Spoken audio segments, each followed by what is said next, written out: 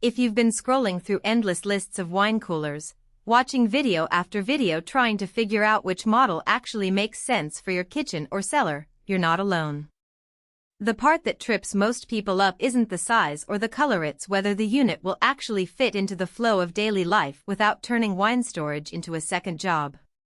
In this video I'm going to break down the EdgeStar CWR462DZDUAL 48-inch, 92-bottle side-by-side cooler, and why, after a few weeks of real-world testing, I think it finally clears the fog.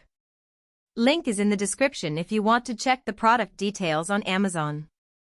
First off, let's talk about the kind of setup most homeowners have when they decide they need a wine cooler.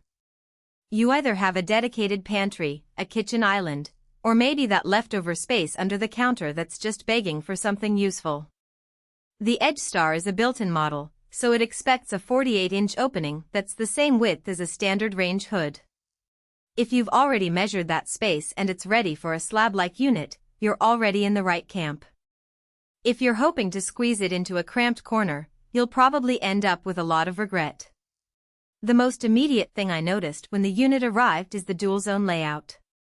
Two separate chambers mean you can keep reds at around 55°F and whites at a cooler 45°F simultaneously. That sounds great on paper, but the real question is whether the zones stay truly independent once you start loading them up.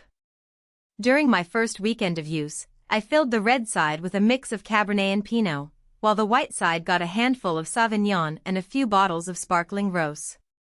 After a full 24-hour cycle, the temperature logs, which the cooler shows on its front LED display, held steady. The reds stayed within a degree of the set point, and the whites didn't creep up even with the door opening a few times.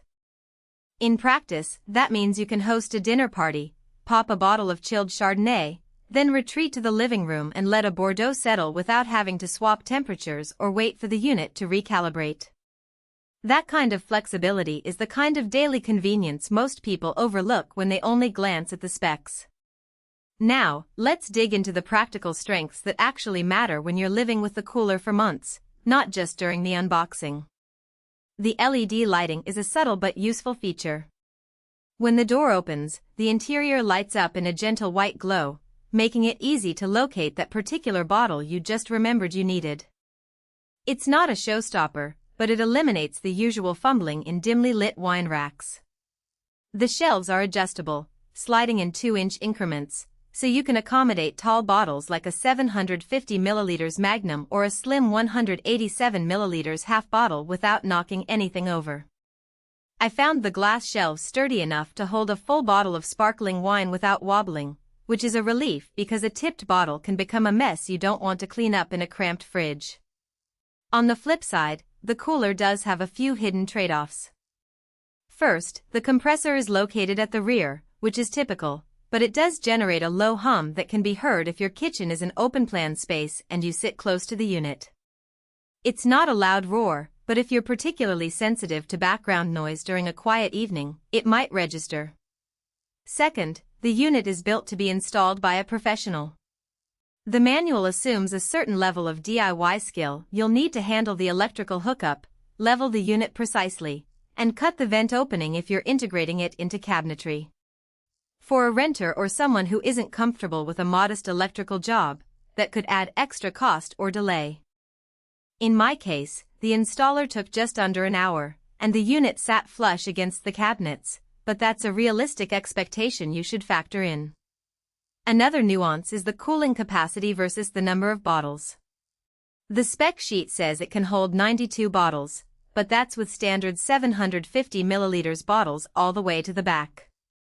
If you're planning to store larger formats, your usable capacity drops to maybe 70 to 75 bottles.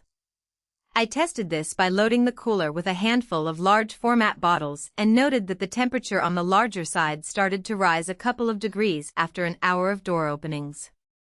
The cooling system compensates, but you'll feel the impact if you frequently open the door and have a lot of space-taking bottles. So, the bottom line is that the headline number is fine for a typical collection, but heavy collectors of big formats need to recalibrate their expectations. Who should buy the EdgeStar CWR462DZDUAL? If you have a dedicated 48-inch opening, Want the ability to store both reds and whites at their optimal temperatures, and you're comfortable either hiring an installer or handling a modest electrical hookup, this unit is.